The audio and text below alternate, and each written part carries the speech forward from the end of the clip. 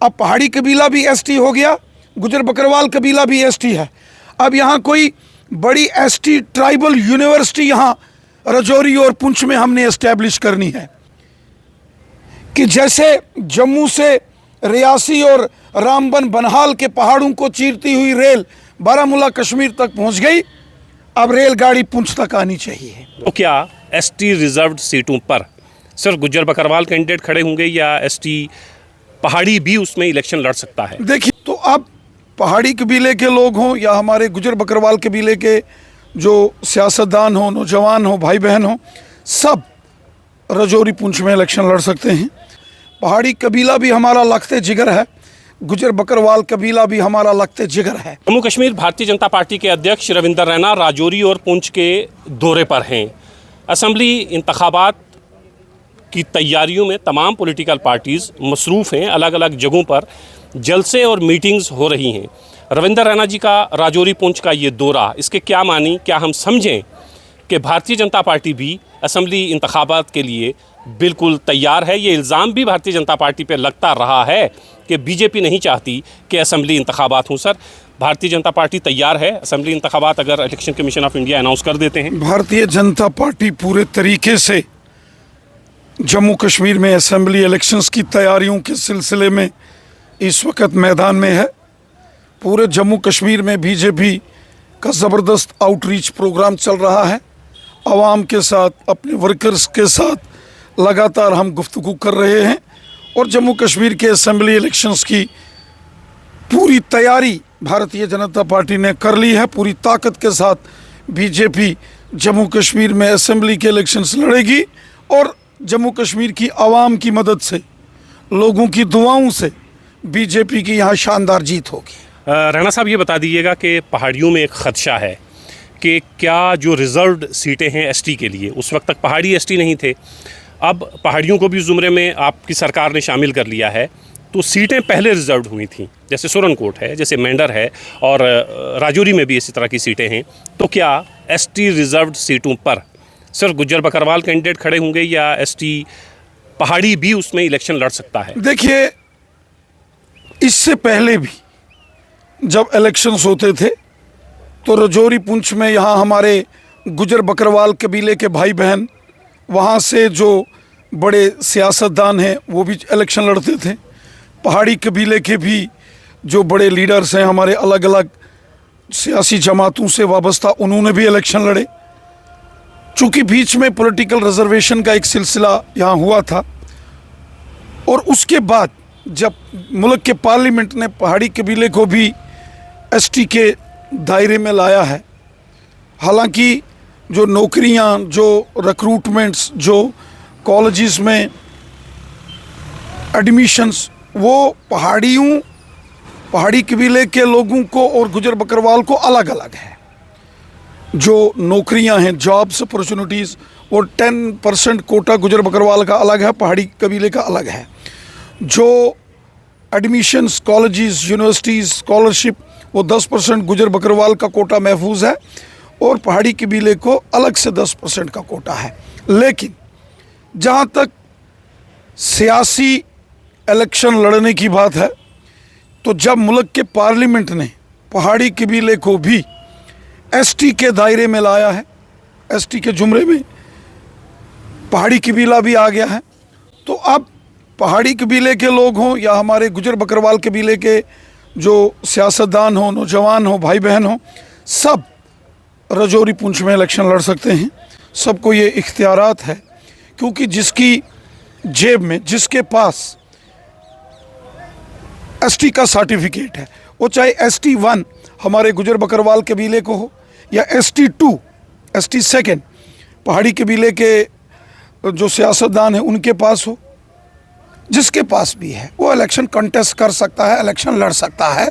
क्योंकि मुल्क के पार्लियामेंट ने ये इख्तियार, ये पहाड़ी कबीले को भी जब एसटी के दायरे में लाया, तो मुझे लगता है कि इसमें कोई दिक्कत, कोई परेशानी नहीं होनी चाहिए। राणा साहब, एक आखिरी सवाल का जवाब दे दिए। कल ऑनरेबल सुप्रीम कोर्ट ने ये जो जजमेंट दी है कि पहले एक खदशात ये भी थे गुजर बकरवाल कबीले को ये लगता था कि 10% रिजर्वेशन हमारी है, 10 पहाड़ियों की है, तो बाइफर्केशन नहीं हो सकता, ब्लॉक्स नहीं आप बना सकते।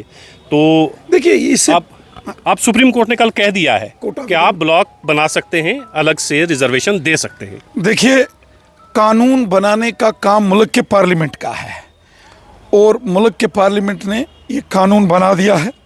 हमारे गुजर बकरवाल कबीले के भाई बहनों को ये खदशात थे कि शायद पहाड़ी कबीले को भी उनके कोटे में डाल दिया जाएगा और उनके कोटे में उनको जो नुकसान का डर था।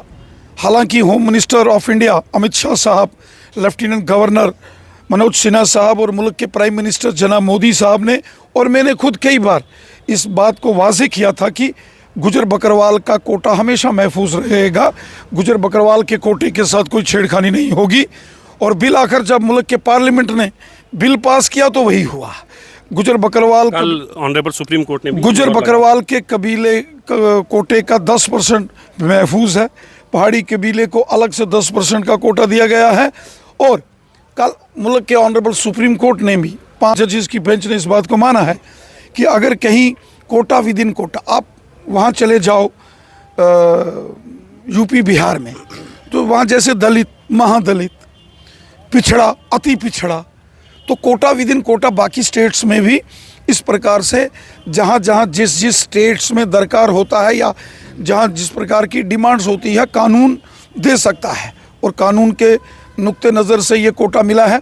और मुझे लगता है अब ये लड़ाई जो बिलखुसूसन रजौरी, पुंछ में और वादी कश्मीर के कुछ एरियाज़ में ये जो पहाड़ी और गुजर की आपस में रस्साकशी जो सियासतदान करवाते थे, और हमेशा पहाड़ी कबीले के लोग और गुजर बकरवाल लोग आपस में भाइयों की तरह, परिवार की तरह, फैमिली की तरह रहते हैं।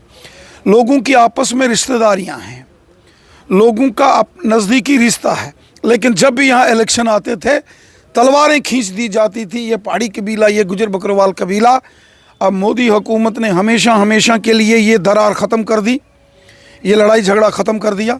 पहाड़ी कबीले को भी उनकी देरीना मांग थी, उनको उनके हक दे दिए। गुजर बकरवाल कबीले के हकूक़ को महफूज रखा और गुजर बकरवाल कबीले को जो फॉरेस्ट लैंड राइट्स दिए, जो एट्रोसिटीज़ एक्ट्स जो पूरे मुल्क में एसटीज़ एससीज़ का था यहाँ लागू नहीं था वो किया, इंटर डिस्ट्रिक्ट का काला कानून जहाँ नाफज कर दिया गया था वो मोदी हुकूमत ने ख़त्म करके गुजर बकरवाल कबीले के लोगों को के साथ इंसाफ किया, उनके बच्चों के साथ इंसाफ किया। हमारा मकसद है, बीजेपी का मंशूर है सबका साथ, सबका विकास, सबका विश्वास। पहाड़ी कबीला भी हमारा लखते जिगर है, गुजर बकरवाल कबीला भी हमारा लखते जिगर है।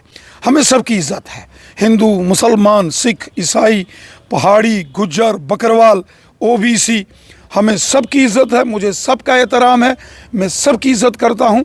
और अब वक्त आ गया है कि हमको ये इस किस्म की लड़ाइयाँ और दूरियाँ ख़त्म करके रजौरी और पुंछ की डेवलपमेंट के लिए सोचना है।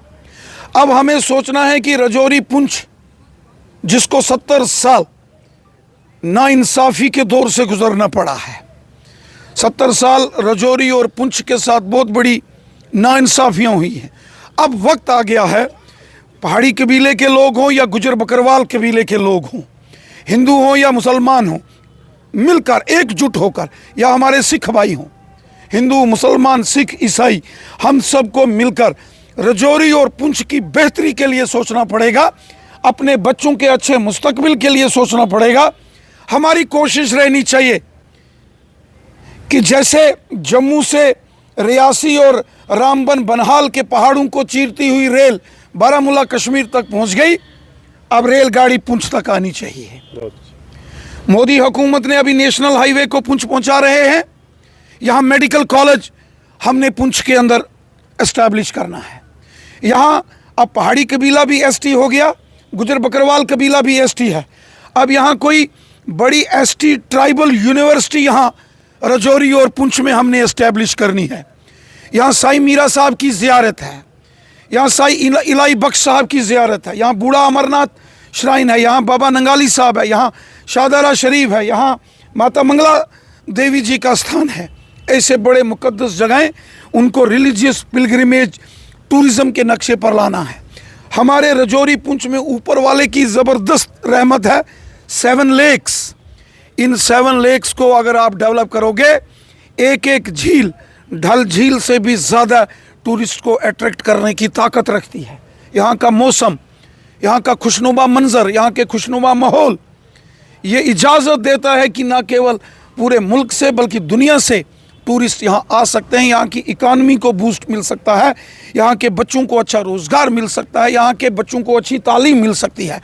अब हम सबको मिलकर अपने बच्चों के अच्छे मुस्तकबिल के लिए और अपने एरिया की अच्छी डेवलपमेंट के लिए सोचना है। अब वो जो इलेक्शन में पहाड़ी और गुज्जर की तलवारें खींच जाती थी, दरारें आती थी, अब उन दरारों को ख़त्म करके अपने एरिया की डेवलपमेंट के लिए हम सबको सोचना है। अगर हम हकीकत में रजौरी पुंछ के वफादार हैं, अगर हमको रजौरी पुंछ से मोहब्बत है और हम चाहते हैं कि हमारे बच्चों का अच्छा मुस्तकबिल हो, हम चाहते हैं कि यहाँ भी रौनकें हों, यहाँ की भी शान बने, तो हम सबको मिलकर एक होकर काम करना पड़ेगा। बहुत शुक्रिया सर। शुक्रिया।